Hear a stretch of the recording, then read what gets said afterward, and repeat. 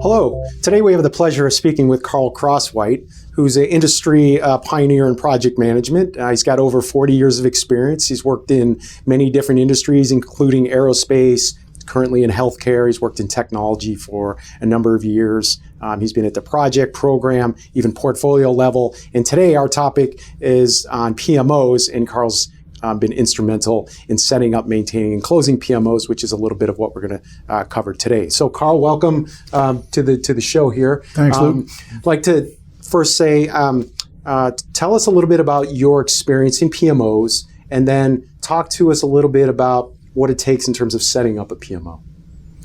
Well, I think the most important thing about setting up a PMO is talking with the appropriate stakeholders to say, why are you setting up a PMO?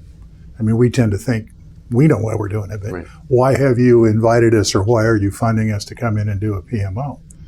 And typically what I have found is if you start digging into it, they'll have a poor track record of project success. Typically, I hear them say, we never seem to get done a project on time. We tend to constantly be over budget. And of course, all the research supports that.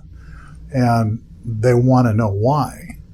And so typically they will bring you in, and the first efforts will be kind of an analysis of what's going on with the projects. Okay, let's look at this project and this project and this project. And then when you've got a feel for what the driving factors are, you can say, okay, we can set up a PMO, we can address this, we can address this, we can address this, and this is how we would go about doing it. So I think that's the first step. Why are you doing it?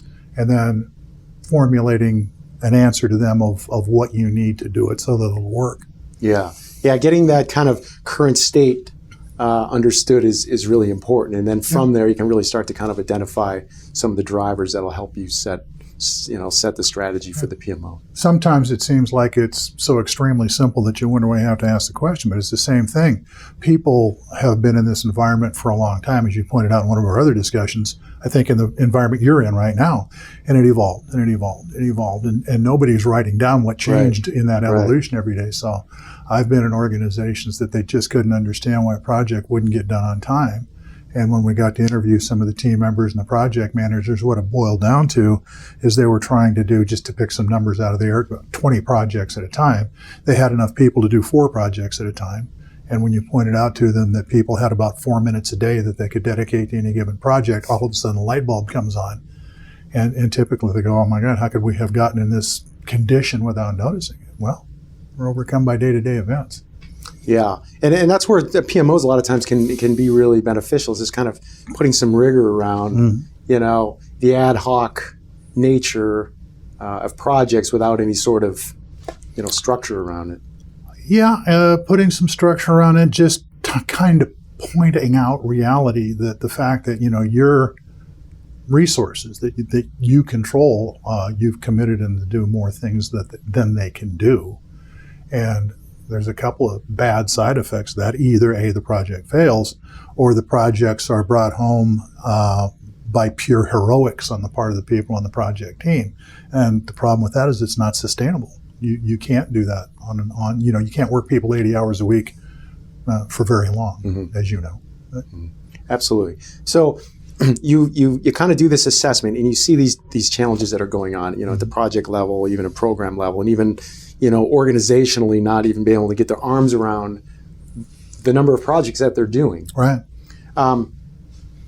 Tell me then, once you kind of get beyond that and you kind of frame up some of the challenges maybe that the organization's facing or the enterprise as a whole, what you've done to actually then start setting up the PMO. Like, what does that mean to you when somebody says, what does it mean to set up a PMO? Oh, I think at the very basics, it's okay, we need to go get some project managers, and that becomes kind of a cultural discussion with the organization. If you're in the old days, when I was in aerospace anyway, and it was after propellers, but the thought of having a project manager that wasn't a degreed engineer was just out of the question. Now, the fact that none of them had ever been in a project management course or had any experience or necessarily any desire to be the project manager was irrelevant. And so in that kind of environment, we set up a PMO type that they typically would be called a project support organization. Yeah. And you were the full function project management process, procedure, staffing and everything, but you sat at the elbow of a degreed engineer who was the project manager. Gotcha. And that worked fairly well. Other organizations, at the most simple level, just want somebody to come in and establish some processes and procedures. Here are tools and templates and so on for someone else to use, being the project manager. And then, of course, the typical full-blown PMO where all the project managers work for the head of the PMO. And they provide the methodology, the disciplines, the templates, the tools, techniques, all of that stuff. And so you kind of got to be able to play a sliding scale. You kind of grow in through a center of excellence to a support organization to a full-blown PMO. That kind of growth is, I think, really important to show, because starting a PMO could, for some folks, be very overwhelming because they don't necessarily know where to start. So, yeah, I've always said that a fatal mistake in trying to implement project management is to walk into an organization cold and drop a box of project management on them. Right. Because it's just going to be culture shock and they're going to fall over. And then the result of that will be, well, we tried it, project management doesn't work, on to the next thing. Yeah. You got to ease into it. Ease the process in, really. It's just kind of start small and then kind of incrementally build value. Talk to me about the culture change that an organization has to go through, that transformation when they're going from maybe no project management to project management, and or going from waterfall to maybe more, they want to embrace more agile, incremental delivery. Well, I think there's always a startup. Culture shock, I think, in organizations when you bring any significant degree of discipline into it, whether it is from an agile perspective or a waterfall. But we've got a way we want to do things, and if you want it to work, we have to kind of do things more or less the same way repeatedly so we get good at it. And a lot of times management just doesn't see that. I think you obviously have probably worked in an environment where you walked in and they said, here's the project, here's the scope of the project, here's the budget, it's not enough. Here's the time to do it, it's not nearly enough. Right. And then they don't understand why the project fails. So trying to get an understanding and a partnership with management that there's only so much that can be done given the resources we have. You got to prioritize things, and I think that is the biggest challenge anywhere, is getting someone to actually prioritize things. So that's a big culture shock, and a lot of pushback there. That's a really good topic, in fact. In starting up a PMO, it's you can look at the landscape and see some of the challenges that exist, but at some point, you are going to get your arms around, say, for example, the number of projects or the number of initiatives that are ongoing. And to your point earlier, you start looking at staffing, right? And maybe you have not enough people working because you have too many projects, right? And so everybody's spread a little thin. Then the question becomes, what do we focus on? Mm-hmm. Talk a little bit about the prioritization and maybe alignment with business strategy and the value that a PMO can bring in that space. Well, again, I think that's very dependent on the industry you're talking about. I mean, in aerospace, you do very long-term business planning, long-term strategic planning that breaks down to a 5-year strategic plan that breaks down to a 3-year business plan kind of thing. Mm-hmm. And then you segregate down to the tactical level, which are the individual projects. In other industries, you may be in an environment that comes and goes very quickly. Not just the projects or the programs, but the companies. There's, if you look at biopharma, if you're doing drug development, that kind of thing. I had the opportunity to do that once.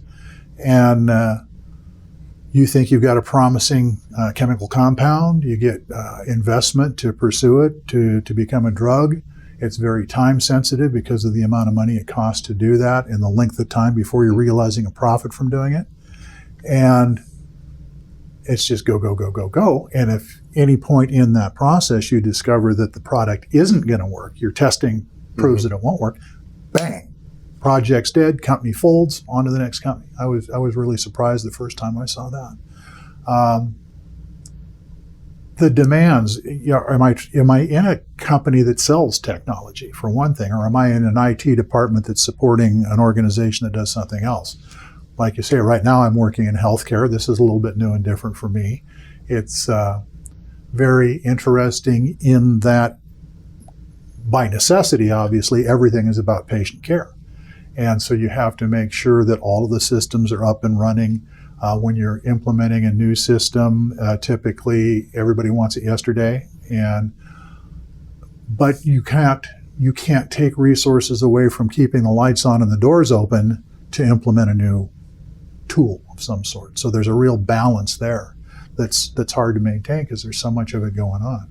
The other thing about healthcare, I know we aren't talking about healthcare specifically, but the thing about IT in healthcare right now is IT is shifting so rapidly. There's so much government regulation that influences the applications that you're implementing. So it's very challenging in that regard and very interesting because of that.